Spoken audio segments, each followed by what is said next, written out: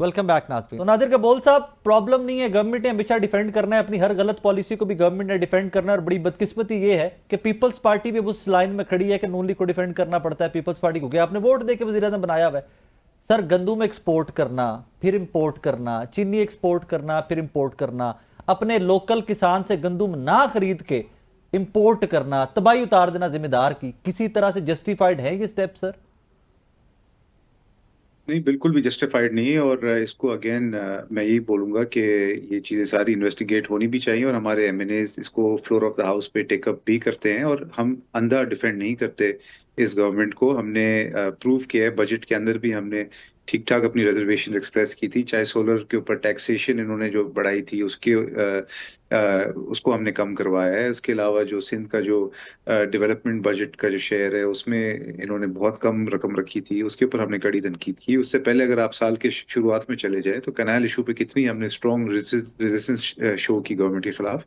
तो आप ये तो नहीं कह सकते कि हम अंधा सपोर्ट कर रहे हैं इस गवर्नमेंट को। जहां जहां पब्लिक इंटरेस्ट की बात आती है हम सर, ये पब्लिक चीनी इंटरेस्ट वाला को इशू तरजीह पब्लिक देते हैं। इंटरेस्ट है सर, आम आदमी इस्तेमाल करता है ज्यादा सर। जी, आप बिल्कुल सही कह रहे हैं। चीनी, गंदुम, ये सारी अशिया खरतनोश, इनकी जो प्राइसेस हैं, हम पीपल्स पार्टी का यही ऑब्जेक्टिव है कि गरीब आवाम को कम से कम बर्डन किया जाए। तो ये इशू बिल्कुल हम असेंबली और मुनासिब फ्लोर्स पे इसको रेज करेंगे। स्टैंडिंग असेंबली की स्टैंडिंग कमिटीज होती हैं, हम्म। कुछ standing committees under our chairmanship है, बट अक्सर में हमारी मेंबरशिप है। हम्म। तो हम ये टेकअप जरूर करेंगे और ये सारी चीजें जो है इन्वेस्टिगेट जरूर होनी चाहिए। और इसको पीपल्स पार्टी बहुत करीबी नजरों से देख रही, क्योंकि पीपल्स सर, पार्टी अगेन यही पीपल्स चाहती पार्टी के है कि कुछ जो रहनुमाओं की शुगर मिल्स भी होंगी, हम श्योर सिंध में भी काफी शुगर मिल्स हैं। बिल्कुल है। अब आप बोलेंगे वो भी कॉन्फ्लिक्ट ऑफ इंटरेस्ट है। देखिए, सियासतदान होना तो एक गुनाह ही हो गया अब आजकल के माशरे में, अल्लाह माफ करे। नहीं सर, मुझे तो अब किसी न लगता किसी है को कि तो सियासतदान पाकिस्तानी होना गुनाह हो गया, गरीब आदमी होना गुनाह हो गया, बाकी सब कुछ जायज है नादिर साहब, सिर्फ गरीब आदमी होना गुनाह हो नहीं गया है। Pakistan, rest is all good. आप बिल्कुल सही कह रहे हैं। अगर पाकिस्तानी अवाम सिर्फ टॉक शोज देखे सारा दिन तो उनको भी यही लगेगा कि पाकिस्तानी होना बहुत बड़ा जुर्म हो गया। नादिर भी एक इसलिए काम मैं तो करें, ऑन अ यही सीरियस नोट एक काम करें, आप और मैं ना किसी हम्म। दिन निकलते हैं इस्लामाबाद के किसी मजदूर जहां बैठे होते हैं ना चौक में, या मुझे हुक्म कीजिएगा, मैं किसी दिन कराची आ जाऊंगा, फ्लाइट पकड़ूंगा आपके लिए, किसी चौक में चलते हैं मैं नादिर तो भाई, रिक्वेस्ट करूंगा किसी आपको, आप किसी आए। बंदे से बैठे हुए बात करते हैं कि जिंदगी कैसी गुजर रही है, फिर हम वही एयर करेंगे आपकी और मेरी मौजूदगी में।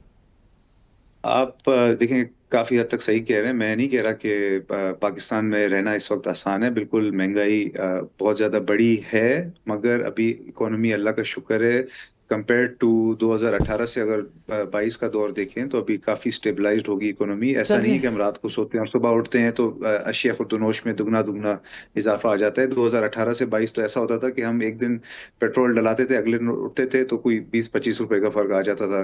कभी कभी तो 30-30 रुपए का भी फर्क आया। डॉलर रात को हम सोते थे तो 110 का होता था, सुबह उठते थे तो 150 रुपए का हो जाता था। तो कंपेरेटिवली इस वक्त इकोनॉमी काफी स्टेबल हो सर, गई आप है। ठीक कह रहे इकोनॉमिक हैं, आप कह इंडिकेटर्स सकते हैं, पाकिस्तान के बहुत बेहतर हो गए हैं। आप कह सकते हैं पंजोता साहब। देखें, मेरे दोनों भाई कह रहे हैं कि हालात बहुत बेहतर है, क्यों टॉक शोज में बैठ के नेगेटिविटी फैलाते रहते हैं? मेरे जैसे लोग भी कहते हैं चीनी महंगी, बिजली महंगी। मैं तो कल से कहना शुरू कर दूंगा कि भाई चीनी जितनी पाकिस्तान में सस्ती है, जितनी बिजली सस्ती है, कहीं पूरी दुनिया में है ही नहीं। देखिए, पीटीआई के दौर के अंदर जो बिजली थी वो 16-17 से के ऊपर थी और यूनिट, और आज अगर पहले मैंने सुना था 70-80 पे, अभी मेरा ख्याल में 65 या 70 के राउंड है। तो ये सस्ती है या महंगी है, आप फिगर कौम के सामने रख दें। दूसरी ये चीज़ें, जितनी चीज़ें सामने गिनवाई हैं, इन तमाम चीज़ों के रेट्स के अंदर किसी में 200, किसी में 300%, किसी में 400%, और जहाँ ये कह रहे हैं कि तमाम ज़रात की चीज़ों के अंदर बड़े ज़बरदस्त रेट हैं, तो मैं आपके सामने ये फिगर रख देता हूँ। साथ ही मैं कर लगा कहीं था, पर भी नहीं कहा उन्होंने, भी नहीं कहा नहीं, जबरदस्त उन्होंने रेट। कहा कि 2-4 चीज़ों के अंदर जो रेट है वो कम है, लेकिन काफ़ी चीज़ों के अंदर रेट ठीक भी है। तो मैं आपके सामने रख देता हूँ कि क्या रेट है। देखें, जो इस वक्त सूरत हाल है वो ये है कि 13 से 49% जो है वो इस वक्त ज़रात के जो ये सारी चीज़ें हैं, इनकी जो फसल है, इजनास के अंदर कमी आई है। जिसमें अगर मैं पहला आपके सामने रखूं तो कपास के अंदर 30% आई है, गंदम के अंदर जो है 8 से 9% आई है, गन्ने की पैदावार के अंदर 3 से 9% आई है, मकई की पैदावार के अंदर 4 से 15% आई है, चावल की पैदावार के अंदर 1 से 4% आई है। और इमरान खान के दौर के अंदर पहले भी मैंने कहा कि 6.25 जो है वो उस वक्त ग्रोथ रेट था और आज 0.56 है। तो ये वाज़ह करता है कि किस तरह ज़रात का शोबा जो है वो तबाह कर दिया गया है। आज किसान एसोसिएशन के जो सदर हैं उनकी तकरीर उठा के देखें तो वो क्या बात कर रहे हैं। वो कह रहे हैं कि 2200 अरब रुपए 2 सालों के अंदर किसान को टीका लगाया गया है। आज अगर उनकी तकरीर उठा के देखें तो वो आपको बताएंगे कि 1000 अरब डॉलर का नुकसान जो है वो हुकूमत को किया गया है, यानी हुकूमती खसारा जो है वो 1000 अरब इन गलत पॉलिसियों की वजह से 1000 अरब डॉलर या 1000 अरब रुपए 1000 अरब डॉलर का नुकसान जो है।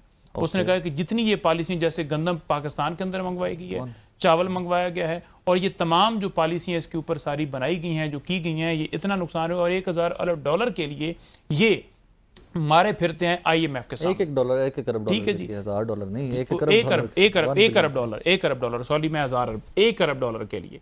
तो ये मारे फिरते हैं किसके सामने? IMF के सामने। तो ये सूरत हाल है इनकी, और ये कह रहे हैं कि पाकिस्तान के अंदर खुशहाली है। लोगों के घरों में जाएं, उनसे पूछें कि आप बिजली का बिल दे सकते हैं, आप बच्चे की फीस दे सकते हैं। लोगों से बात करें कि आप खाने के लिए, मैं अगले दिन शो के अंदर चीनी लेकर गया था। क्यों लेकर गया था? क्योंकि ये दावे किए जाते हैं कि 160 रुपए, 165 रुपए बीमार रसीद में वहां लेकर गया था। मैं पेट्रोल लेकर गया था ताकि पता चले कि जो कहते थे 149 के ऊपर के वजीर आजम पेट्रोल महंगा, वजीर आजम चोर, आज 250 के ऊपर जो है वो पहुंच चुका है पेट्रोल, और उनको जो है वो खामोशी के जो सांप हैं वो सूंघे हुए हैं। तो आम जो लोग हैं, आम जो गरीब आदमी है, वो बेचारा पिसता जा रहा है। सिर्फ अमीरों की जेब जो है वो भरी जा रही है, वो ऊपर से ऊपर जा रहे हैं, वो अपने माल बना रहे हैं, उनको कोई पकड़ने वाला, उनको पकड़ेगा भी कोई नहीं। आज अगर शरीफ खानदान, जरदारी खानदान, ये सारे जो बायरन ने जायदादें बनाई हैं, वो सारी अगर पाकिस्तान के अंदर लेकर आ जाए ना, तो जो आज 47% लोग गुर्बत की लकीर के नीचे हैं ना, वो आज अमीर हो जाएं। आज हमारे मुल्क के अंदर जो है अपना यार, घर कोई कौन बेचता है कि घर हाँ, देके घर आपको कौन बेच बेचता दें? है, वहां पर जो है मामलात कौन बेचता है, वहां पर जो अकाउंट्स के अंदर पैसा बना हुआ है वो क्यों बेचते हैं? क्योंकि ये मुल्क वो सिर्फ कारोबार के लिए इस्तेमाल करते हैं। इमरान खान ने जो अपनी जिंदगी के अंदर एक क्रिकेट खेला, उसके अंदर जो पैसे बनाए, उससे जो उसने फ्लैट लिया, वो वहां बेचकर सारा कुछ पाकिस्तान आया है। और वो अंदर बैठ के ये कहता है कि मेरा नाम जो है, सर मेरा नाम ECL में डाल लो, क्योंकि मैंने जाना ही नहीं है। जिन्होंने स्टाम्प के जरिए भागना है वो लोग आपके सामने हैं, वो आज मसनद पर बैठे मुस्कुरा रहे हैं। आप इस बात पे आपकी हंसी क्यों निकल गई? देखिए हंसी निकल गई कि एक तो सारे फिगर ही गलत बता रहे। देखें, आटा आज आम आदमी को सस्ता मिल रहा है।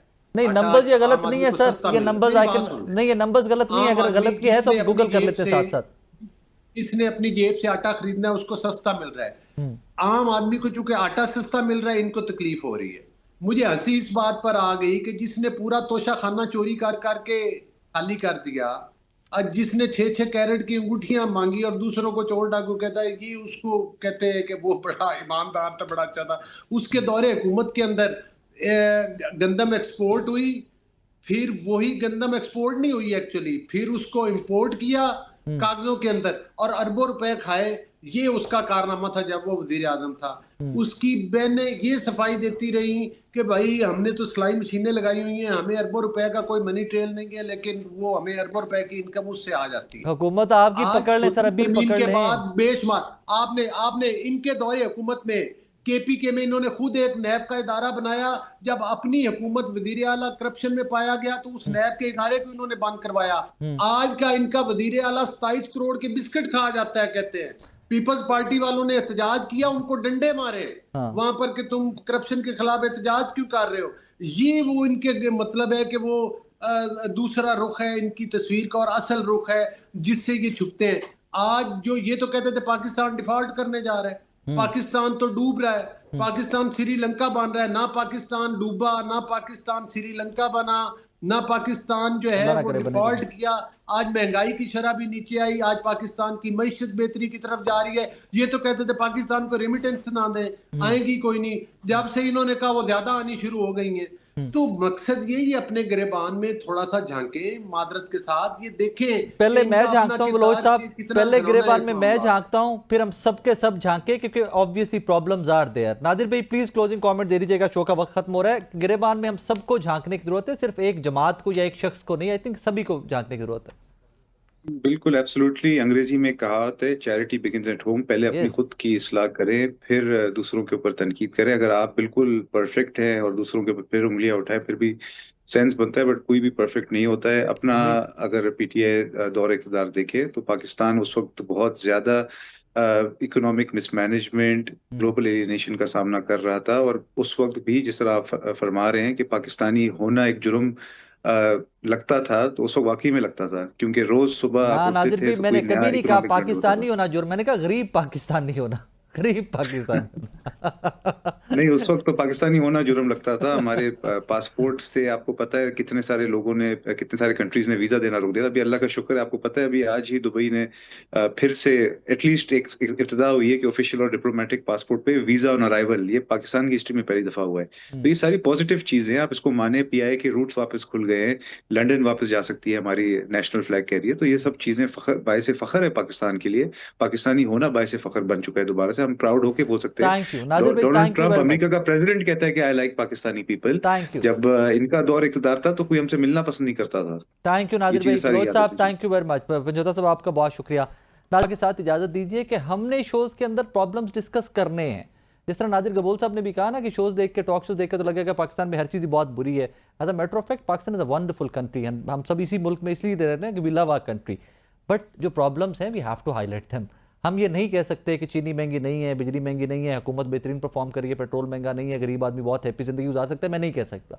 रीजन कि दैट्स नॉट अ फैक्ट, वो सच्चाई नहीं है, और हुकूमत को सच्चाई दिखाना ही शायद मेरा काम है। और हाँ, मैं इस बात के ऊपर आज भी मुत्तफिक हूं कि अगर आप नादिर गबोल साहब वाली स्टेटमेंट उठा लें तो गरीब पाकिस्तानी होना शायद वाकई में जुर्म बन गया है इस मुल्क के अंदर। और यही वजह है कि मेरे जैसे लोग उन्हीं के लिए साथ खड़े में, उन्हीं के लिए आवाज़ भी उठाते हैं। नाज़रीन, इस दुआ के साथ अपना बहुत सारा ख्याल रखिएगा कि इन डेज टू कम कोई अच्छी खबरें भी आए। आई वॉन्ट टू रिपोर्ट, मेरा दिल चाहता है कि मैं अच्छी अच्छी खबरें आप लोगों के साथ शेयर करूं, बट है नहीं अनफॉर्चुनेटली। अपना ख्याल रखिएगा, दुआ में याद रखिएगा। अल्लाह हाफिज़।